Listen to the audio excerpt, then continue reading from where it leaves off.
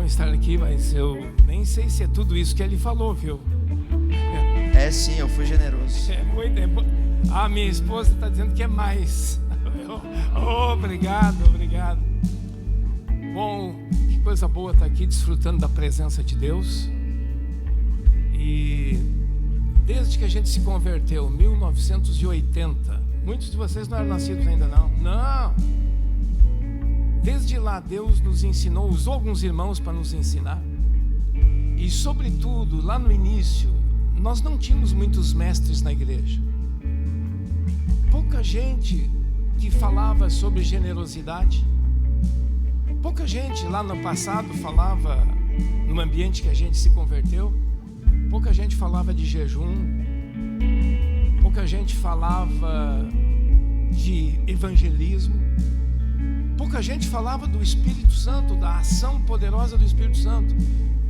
E nós não tivemos um mestre, mas nós sempre tivemos a Escritura. E isso foi a coisa mais importante. Ao longo dos anos, Deus colocou alguns homens muito importantes no nosso caminho. Gente de Deus.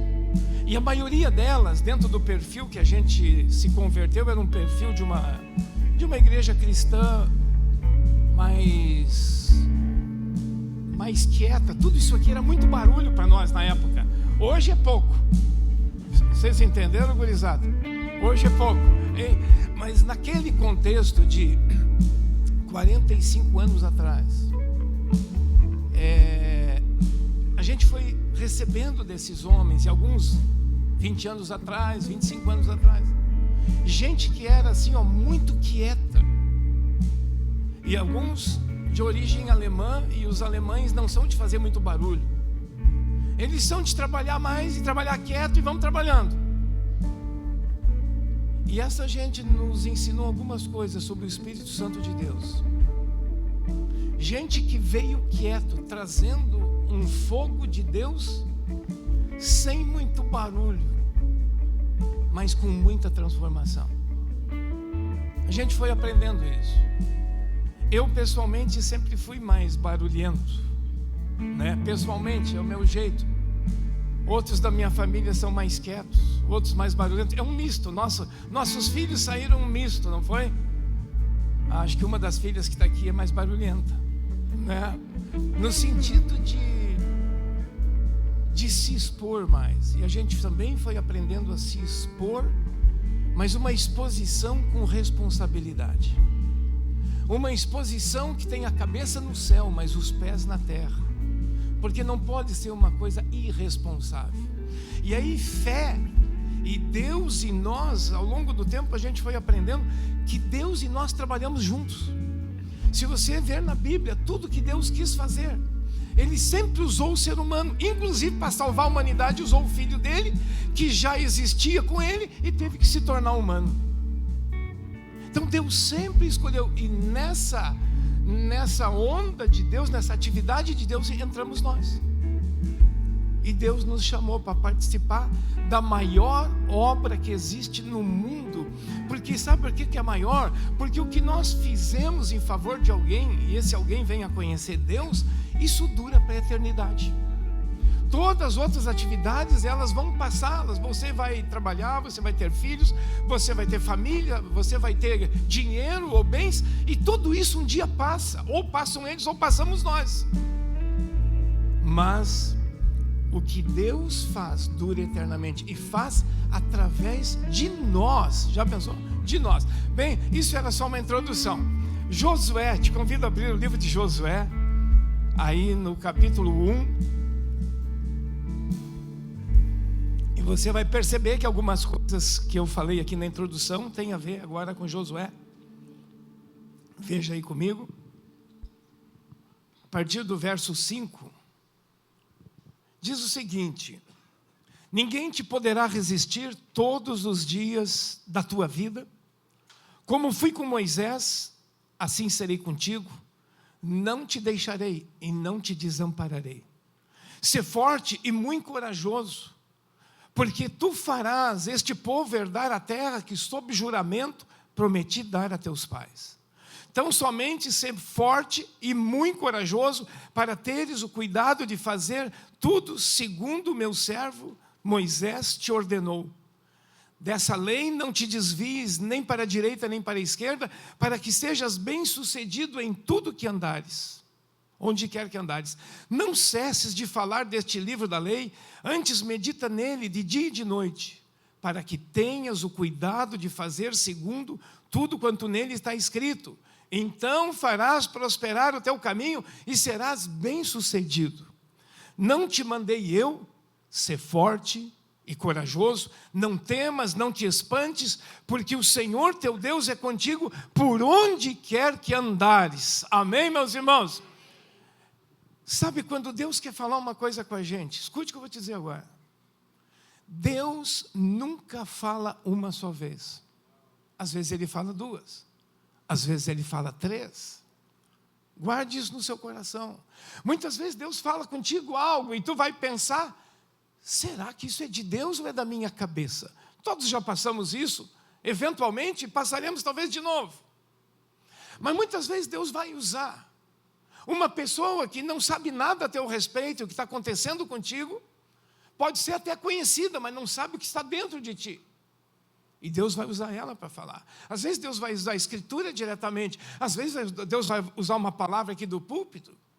Mas Deus, quando quer te comunicar algo, Ele vai falar diversas vezes. Veja com Josué. 3 vezes Deus diz para ele ser forte e corajoso. Mas quem era esse Josué? Se você ver na Bíblia, esse Josué se criou ao lado de Moisés. Claro, ele é bem mais novo que Moisés. Moisés nesse momento tinha morrido. Moisés era o maior homem de Deus na face da terra. E agora o substituto é Josué. Josué é um general de guerra, é um homem treinado nas habilidades da guerra. Ele é um homem também que aprendeu muito a ouvir Deus, porque ele estava sempre do lado de Moisés. Então é um homem de tremenda capacidade física e de guerra, mas é um homem espiritual. E agora ele está sozinho, morre Moisés, e ele vai ter que assumir o comando. E Deus chama ele e diz 3 vezes: Josué, seja forte e corajoso. Josué, não te espantes, não tenha medo. Por que Deus diz essas 2 palavras? Seja firme, seja resistente, seja resoluto. Escutem só, sempre que Deus vai fazer algo também, precisa ser através de pessoas decididas, de pessoas firmes, resolutas. Eu não estou dizendo de pessoas humanamente fortes, valentonas, eu não estou falando disso. Eu estou falando de algo forte que Deus gerou dentro de ti. Sabe por quê? Porque todos nós somos fracos. Mas tem uma palavra agora do Novo Testamento maravilhosa que diz que o poder de Deus se aperfeiçoa aonde? Na fraqueza. E aí Deus está falando de nós e está falando dele. Então, Ele em nós. Aí essa obra será feita. Eu não disse na introdução que sempre que Deus quer fazer algo, Ele vai fazer através de nós, Ele presente em nós. A segunda coisa, primeiro seja forte, seja firme, resistente. A segunda coisa, tenha bom ânimo. Você já viu alguém desanimado fazer algo pelo mundo? Não estou nem falando pela igreja, pelo mundo em si. Alguém que vive em estado permanente, vamos chamar, alguém depressivo que não consegue nem levantar da cama. Eu sei que algumas pessoas às vezes sofrem disso. Mas ela vai ter que aprender a superar isso para ela mesma resolver assim e ajudar outros. Porque se ela permanece naquele estado de estar para baixo, desanimada, ela não consegue nem resolver assim. Agora Deus diz essas 2 coisas: seja firme, Josué. E a segunda coisa, tenha bom ânimo. Sabe por que Deus diz isso? Porque Josué iria entrar agora em Canaã. Eles não entraram ainda. Depois de 40 anos perambulando pelo deserto, eles chegaram na terra prometida. Estão um pouquinho antes, eles ainda não entraram. Mas estão ali às portas de Canaã. E agora Josué vai ter que enfrentar. Primeira coisa, o grande líder morreu, Moisés. Agora ele está na liderança e está tudo certo. Mas o que tem esperando eles em Canaã? 7 povos. Os cananeus eram formados por 7 grupos étnicos diferentes. E esses cananeus, eles tinham uma habilidade. Só qual a habilidade deles? Eles eram peritos na arte da guerra. Qual eram as armas dos israelitas? Talvez um e outro objeto de ferro que eles já tinham. Tipo um facão, quem sabe tipo uma e outra espada, uma e outra flecha. Mas o que os cananeus tinham, Israel não tinha. Os cananeus tinham aqueles carros de guerra, puxados por um cavalo, onde um ia pilotando o carro, e o outro, 1 ou 2 ou 3 flecheiros, atirando flechas para todos os lados. Tu vai enfrentar essa gente. Vamos, numa linguagem mais conhecida nossa, tu vai enfrentar esse pessoal com um facão. Eles vão te matar, não vai sobrar ninguém.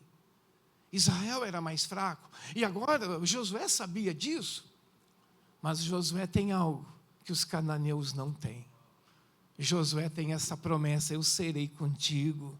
Não te deixa amedrontar o inimigo, de fato é mais forte, mas não te deixa isso te botar para baixo e dizer: Deus nos trouxe até aqui para a gente morrer, às portas de receber a bênção, nós vamos morrer. Não.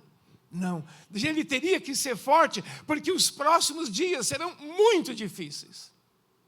Josué levou 6 anos para conquistar, não a terra toda, viu? Para conquistar alguns locais chaves. Ainda não é tudo. Eles vão conquistando, e a conquista da terra toda, sabe quando se dará? Somente com Davi. E aí já se passaram 250 anos, 300. Mas o suficiente, eles já, dá para dizer assim, mais ou menos, eles, olha, Deus nos deu e isso aqui já é nosso. Ainda tem muita coisa por fazer pela frente. Agora, meus irmãos, eu quero que vocês vão comigo no capítulo 3, aí, um pouquinho adiante, capítulo 3. Veja, eles então vão entrar na terra. Deus os trouxe até ali. E no capítulo 3, quando eles chegam em Canaã, chegam literalmente na divisa, vamos entrar, é nosso. Não, calma aí. Casualmente, agora aqueles casualmente que é mão de Deus, tá?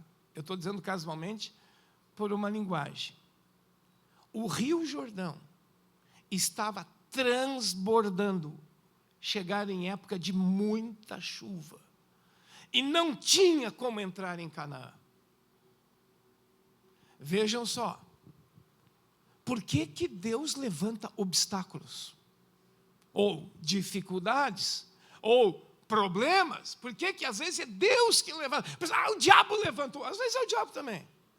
Mas aqui foi Deus, porque quem comanda a chuva e os rios é Deus. Agora, chegam lá e está transbordando, e eles agora não temos como entrar.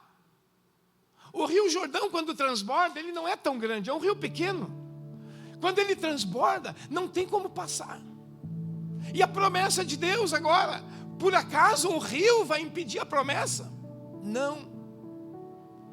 Aquela geração que chegou às bordas, à divisa do Jordão, aquela geração era uma geração jovem.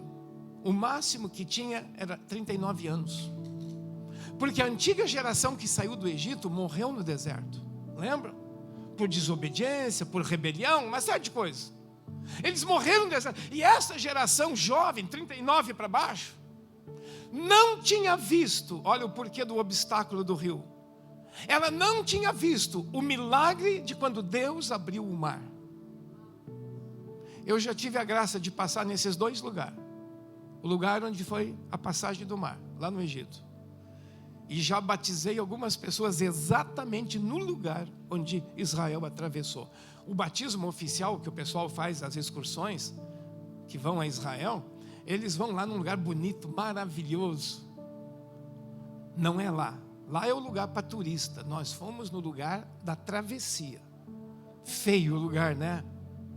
Sabe por que eu digo que é feio? Na Bíblia diz que é feio. Naamã, o general sírio, ele disse: mas esse riozinho, esse lugar horrível aqui, era para ele se banhar 7 vezes, lembra? Esse lugar é feio. E nós fomos lá. Agora, irmãos, aquela dificuldade toda, o rio transbordando, era um empecilho para herdarem a bênção, mas aquela geração nunca tinha visto o milagre que seus pais contaram, o milagre do mar que se abriu. Por isso Deus permite que cada geração nova vai ter que experimentar Deus na sua vida, Deus de milagres. Deus vai ter que fazer essa obra para essa nova geração enxergar.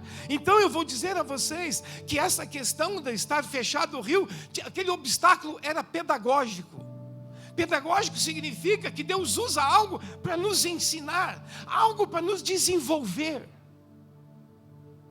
Eu lembro quando eu e a Tânia fomos a Portugal visitar o William e a Débora, acho que vocês não sabem isso. E eles já tinham uma palavra de Deus para voltarem ao Brasil, para começarem uma igreja, e anos atrás isso nem passava na cabeça deles. E nós fomos visitá-los, e antes de visitá-los, a Tânia me disse em casa, eu estava orando, ela disse: eu recebi de Deus que eles vão voltar para cá. Bom, se tu recebeu de Deus, eu vou caminhar na tua fé. Lá em casa é assim, às vezes Deus fala com algo bem particular, e é uma coisa, nós trabalhamos isso com muita responsabilidade. Nós não somos dos maluquinhos, Deus me falou. Está cheio de maluquinho por aí, tá? Mas eu sei quem é gente séria. Depois de 45 andando com Deus, a gente vai aprendendo algumas coisas com o Senhor. E se ela me disse: olha, essa mulher aí, para dizer uma coisa dessas, é porque é fato. Não é invenção. E ela disse: eles vão voltar para o Brasil. E ela me disse: eles vão para Balneário Camboriú. E eu disse: de onde é que tu tirou isso? A gente em casa pode falar assim, essa linguagem, de onde é que tu tirou isso? Ela disse: Deus me falou. Se Deus te falou, eu vou caminhar na tua fé. A gente às vezes caminha um na fé do outro. Deus te deu, eu vou contigo. Chegamos lá, a gente estava... Foi pandemia, né? Final de pandemia? Não? Foi. Aí chegamos lá, nós estávamos à noite em casa, jantando. E conversa vai, conversa vem. A Tânia pisando em ovos, sabe, para falar uma coisa. E depois eles disseram: olha, Deus falou algo conosco. E ela disse: Deus falou algo conosco também. No caso com ela, e eu fui de carona, tá? E aí, foi quem falou primeiro? Eles ou eu? Tu falou? Ela disse: Deus me falou que vocês vão voltar. E vocês vão abrir um trabalho de igreja em Balneário Camboriú. Eu e tu praticamente nem conhecia Balneário, não. Uma vez passamos aqui, acho que há 30 anos atrás. Da onde tu tirou isso? Dá para dizer: do céu, de Deus. Bom, só quando Deus quer falar algo, lembra? Deus fala nas duas pontas. Deus falou com eles lá em Portugal, Deus falou com nós lá em Canoas. E não é porque é parente, não é porque é parente. É porque Deus está nisso. Deus está nisso, Deus está nessa igreja. Recursos para abrir esse trabalho aqui? Não tenha. Mas quando Deus fala, Ele é responsável pelos recursos, você sabia? Nós estamos fazendo 20 anos da igreja lá em Canoas. Vamos ter 20 noites de louvor, adoração, palavra, a partir de 12 de maio agora. E quando nós começamos aquele trabalho, compramos um prédio super velho, abandonado, horrível. Barata era aos milhões. Não, acho que não estou exagerando, né?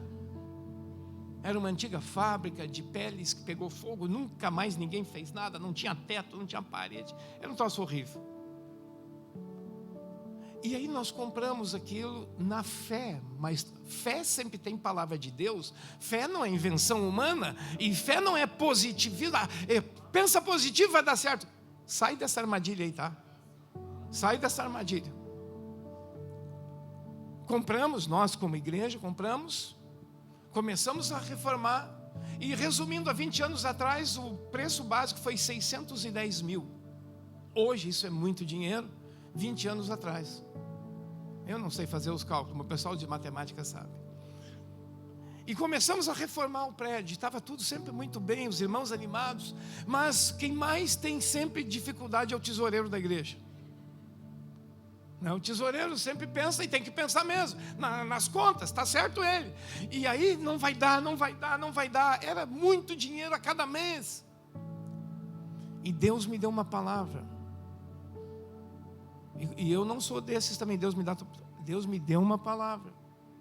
Eu ouvi Deus falar comigo, não nos meus ouvidos, no meu espírito. E a gente diz aí, Deus falou ao meu coração. Isso é quando Deus fala ao teu espírito humano. Sabe o que Deus disse? A conta que eu mando fazer, eu pago. Meus irmãos, eu ouvi essa palavra. Nós tínhamos uma equipe, uma comissão de reforma da construção, e eu chamei eles, meus irmãos, Deus me deu essa palavra. E para o tesoureiro, eu acho que eu falei 10 vezes essa palavra. A conta que eu mando fazer, eu pago. O resumo da história: nós nunca atrasamos uma prestação. Compramos do proprietário, nunca atrasamos uma prestação. Reformamos o prédio. A reforma custou 300 mil. Estou falando de 20 anos atrás. Claro, isso tudo foi pedalado.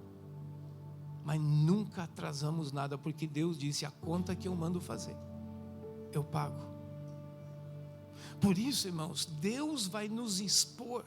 Escuta só, não é um diabo. Deus vai nos expor a desafios.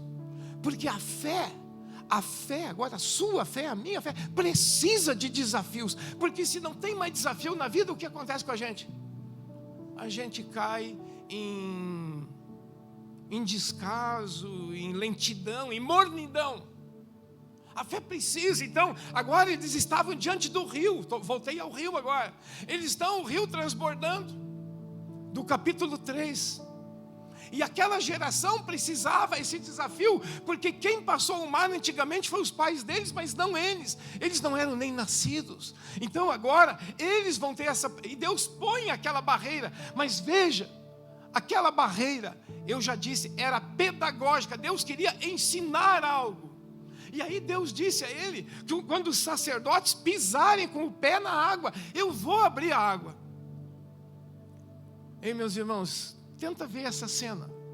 Os sacerdotes carregavam a arca da aliança, era um baúzinho de ouro, com 2 varões e 4 homens com aquilo no ombro. Se você fosse um dos 4 homens que carregava a arca, e Deus disse através de Josué, disse: manda que eles caminhem, e o rio está ali, e o que tu ia? Tu ia olhando assim devagarinho, ou tu ia botar o pé na água? E se você fosse o povo que estava junto, porque eles aí abrir e iam entrar ali, todo mundo, a expectativa, e agora? Aquela palavrinha: será que vai abrir? Será? Quando Deus fala, meus irmãos, não existe será. Eu sei, tem uma luta interior. Tem. Se Deus falou, sempre te lembro que Deus falou. E por isso Josué teria que recordar sempre de novo: ser forte e corajoso, eu estou contigo. Quando eles pisaram, aqueles 4 homens pisaram, molharam os pés, a água abriu. Agora essa geração viu algo semelhante que seus pais viram 40 anos atrás. Eles podem dizer: nós agora conhecemos o Deus que nossos pais conheceram, não que nossos pais apenas nos contaram. Aquela geração tem história com Deus, ela não vive da história dos outros, mas ela própria tem história com Deus. E é isso, meus irmãos, essa geração, jovens, adultos, nós precisamos ter a nossa história com Deus. Quando começamos a igreja, eu vou contar mais uma história, porque vocês estão ainda numa igreja, ainda começando. Nós passamos grandes dificuldades. Era dificuldade de todo tipo. E uma noite, eu estava deitado na cama, no escuro. Sabe quando tu está passando grandes dificuldades, o sono parece que foge, né? O sono foge. Não te preocupa, tu é normal, tá? Eu também sou normal. E aí eu estou ali, deitado, de olhos abertos no escuro, não vendo praticamente nada, mas de olho aberto.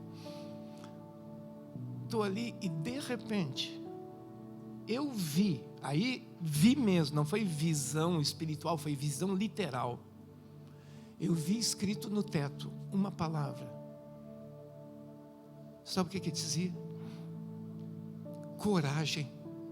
Só essa palavra eu ouvi. Em meio a tribulações, perseguições, maledicências contra nós, finanças abaixo do zero, estava tudo começando, e aquela palavra escrita no teto, no meio da escuridão, escrito como se fosse essas luzes de neon, para eu ver mesmo, coragem. Quando eu vi aquilo, meus irmãos, a gente lembra dessa palavra de Josué. Eu me levantei dali. Claro, contei para minha esposa, a primeira pessoa a saber. E eu me levantei dali e eu disse assim: ok, Senhor, o Senhor está no meio disso tudo. Eu estou nessa tribulação toda não porque eu pequei, não porque eu aprontei alguma coisa, porque o Senhor me expôs a essa tribulação para o meu crescimento, para a minha experiência com a tua provisão. Coragem. Meus irmãos, se dá para dizer assim, eu me levantei dali como um leão. Se estava um gatinho intimidado lá naquela cama, quando tu recebe uma palavra específica de Deus para uma situação particular tua, algo cresce aqui dentro. Mas não é porque tu dizia, pensa positivo que tudo vai dar certo. Não, não é não, é Deus que plantou aquilo no nosso coração.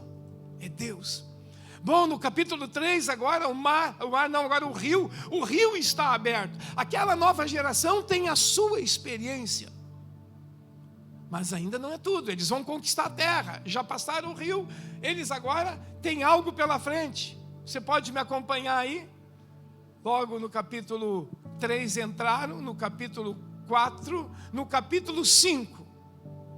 Tem uma coisa para fazer, estou falando da nova geração. Agora a nova geração viu esse tremendo milagre. O Deus dos nossos pais está conosco. O Deus que nos tirou do Egito está conosco. Nós temos nossa própria experiência com Deus. E no capítulo 5, essa geração que nasceu no deserto, tem uma coisa que eles não têm, que seus pais tiveram. Essa geração não tinha feito ainda aliança com Deus. Aliança, a moda do Antigo Testamento, era feita com a circuncisão.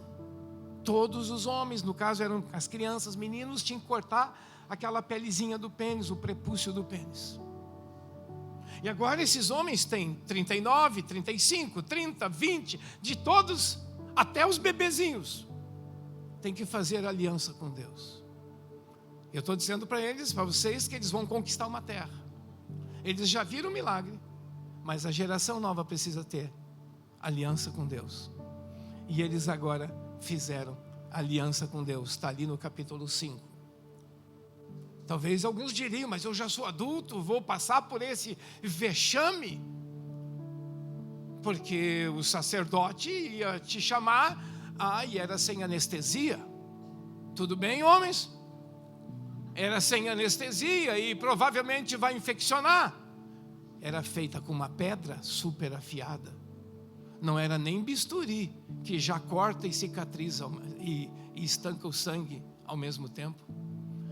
Perceba, essa geração precisava, agora trazendo para o Novo Testamento, essa geração precisava cortar na carne.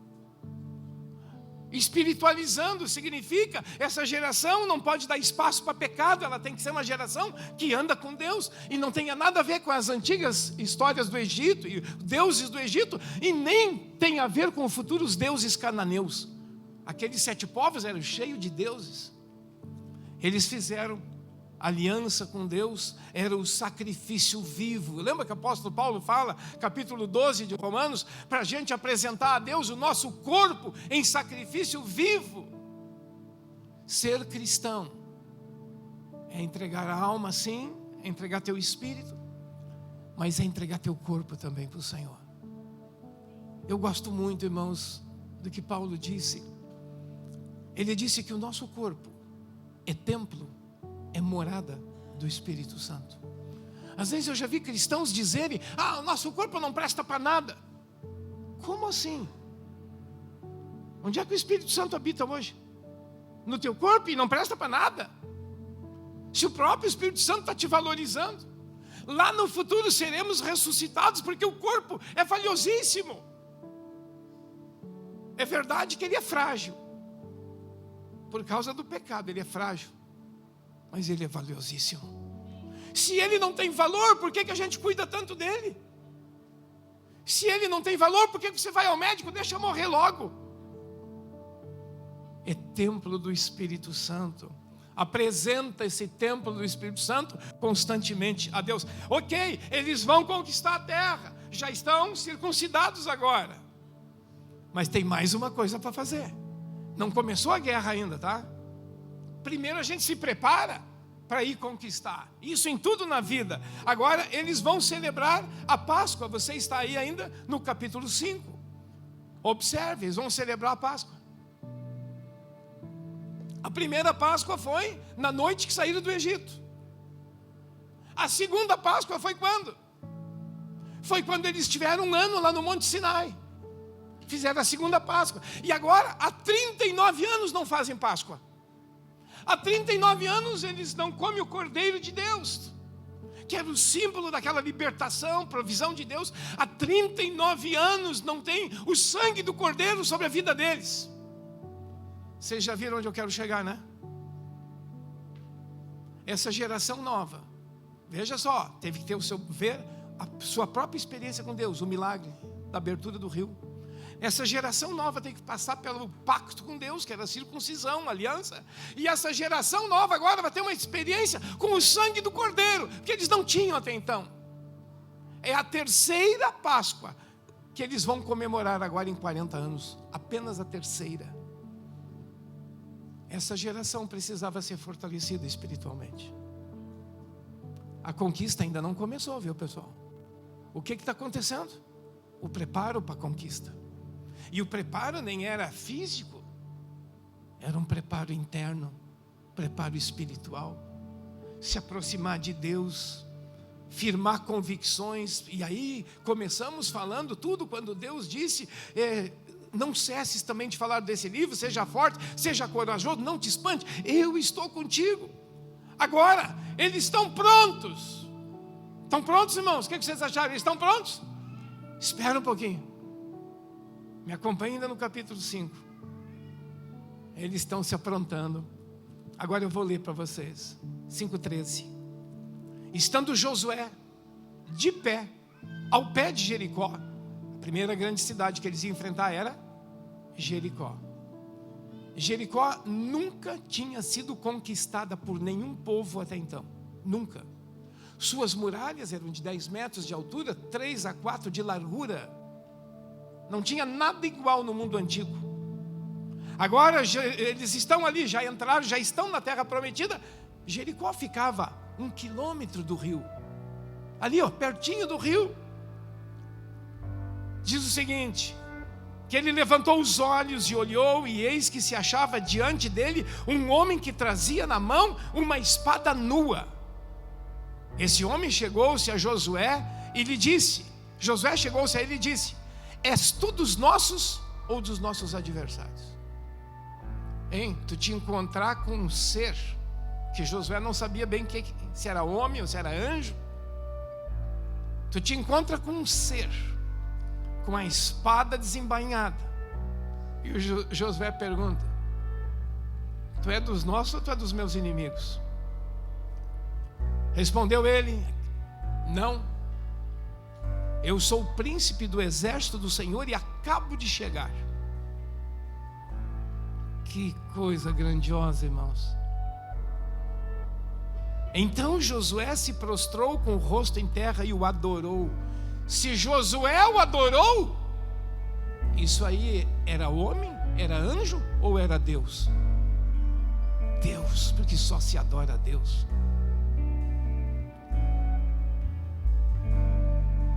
O que significa essa visitação e presença de Deus com Josué? Esse povo estava aliançado com Deus. Deus estava feliz com eles. Esse povo tinha comido a Páscoa, que lembrava a libertação e provisão de Deus. Agora dá para dizer que o céu, através desse homem, que logo vamos ver ali, era príncipe do exército do Senhor. Esse homem não é homem, é Deus. Quer dizer que Deus veio junto. O que eu disse lá na introdução? Que quando Deus vai fazer algo, Ele sempre escolhe pessoas, homens, mulheres. Deus escolheu trabalhar junto conosco na expansão do seu reino. No caso, a expansão do reino aqui era a conquista de Canaã, mas no dia a dia nosso, desenvolvimento da igreja, Deus escolheu nós, todos que estamos aqui. Agora, céu e terra se unem. Quer dizer que agora o céu desceu, porque a conquista seria tão difícil que só Josué, com suas habilidades militares, não daria conta. O céu veio junto. Meus queridos, antes de nos encontrarmos com os nossos inimigos, com as lutas da vida, nós temos que nos encontrar com Deus. E não foi nós que fomos atrás de Deus, foi o príncipe do exército do Senhor que se juntou a Josué. Eu sei que cada um de nós tem as suas lutas na vida, lutas naturais, as de trabalho, de família, de dinheiro. E nós temos nossas lutas espirituais. E às vezes mesmo o diabo se levanta, e também o diabo se levanta para querer impedir. Mas a Bíblia diz: resistir ao diabo e ele fugirá de vós. E os obstáculos, eu estou insistindo pela terceira vez, os obstáculos são ferramentas pedagógicas. Ferramentas que Deus usa para nos abençoar, para mostrar o poder dele e ao mesmo tempo a nossa fraqueza. Quando somos fracos, então é que somos fortes. Uma vez um pensador cristão, ele disse que Deus se esconde na fraqueza humana. Vou dar 2 exemplos rápidos. Deus se escondeu num bebezinho que nasceu lá numa estrebaria, e o primeiro bercinho foi um coxo, onde quem imaginava que Deus estava ali? Ninguém imaginava. Deus se escondeu no crucificado. Nós não sabemos o que é pena de morte, de crucificação. Nós não sabemos, não faz parte. Só ouvimos falar disso. Mas com certeza é algo horrível para quem está crucificado. Quem diria que Deus estava ali, de pendurado, sangrando, gemendo de dor numa cruz? Ninguém diria. Deus se esconde. Mas agora eu vou trazer isso para nós. Quem diria que Deus se esconde em ti? Tu também é fraco. Eu também sou fraco. Nós somos suscetíveis a doenças, a fraquezas, a sofrimentos emocionais. Todos somos suscetíveis. Isso é possível nos atacar? É. Somos vulneráveis, fracos. E Deus se esconde. Quantas vezes Deus já nos usou para curar pessoas doentes, físicos? Eu mesmo estava doente e Deus me usou para curar outro. E aí, mas Deus, cura eu, Deus. Deus se esconde. Não é que Deus, não, se eu não estou plenamente sadio, não posso orar por ele. Claro que posso. Da onde veio o perdão dos nossos pecados? Do crucificado, do homem mais fragilizado que houve na face da terra, com a crucificação. Deus se esconde em ti. Tu sabe quem tu é, né? Tu não é tudo que aparenta ser, tá? Eu sei que você sabe disso. E eu não aparento tudo que sou, eu não sou tudo isso que o William disse. Eu tenho meus lados ruins também, viu? Senão seria canonizado. Vocês estão vendo, meus irmãos? Deus vai usar um Josué. Josué era um fortão, era um habilidoso em guerra, era.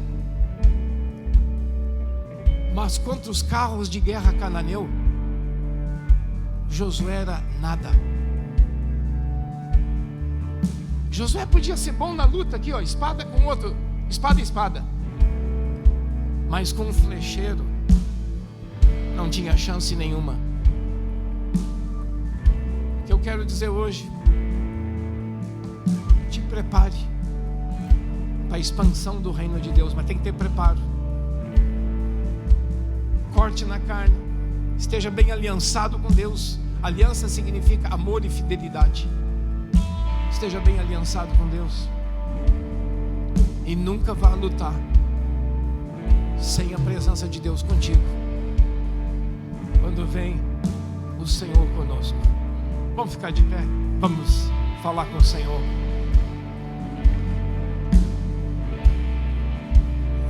Senhor Deus, nós te agradecemos que o Senhor se esconde na fraqueza humana. É uma forma de falar, mas tão verdadeira. E aqui estamos, um monte de gente fracas, débeis, muitas vezes fraca na fé. Mas nós aprendemos nessa manhã e queremos caminhar por aí. Se alguém aqui faz parte de uma geração que ainda não viu milagre, uma geração que ainda não fez aliança, uma geração que ainda não cortou na carne, seja hoje um dia da guinada, um dia da virada. Uma geração que vai poder servir o Senhor, mas junto com o Senhor, não independente.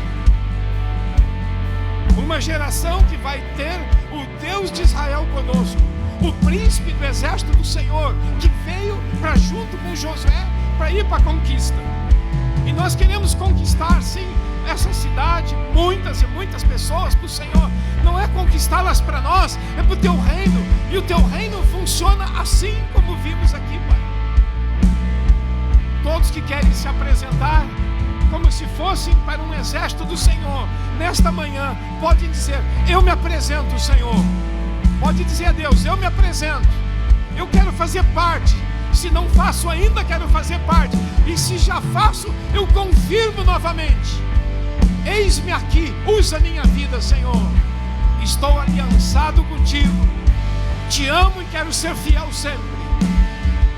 Senhor Jesus, me ajuda quando é necessário cortar na carne, não ir em direção ao pecado, mas eliminá-lo. E o anjo do Senhor, o príncipe do exército do Senhor, ele vem a lutar junto conosco. Ele que já tem a espada desembainhada, ele que vem lutar a nosso favor. Lute junto conosco as nossas lutas, Senhor. Você pode pedir isso a Deus? Junto conosco as nossas lutas. Eu me apresento, Senhor. Nesta manhã, eu me apresento a Ti e te digo: dispõe da minha vida, dispõe da minha vida para a Tua glória, em nome de Jesus. Em nome de Jesus. Aleluia.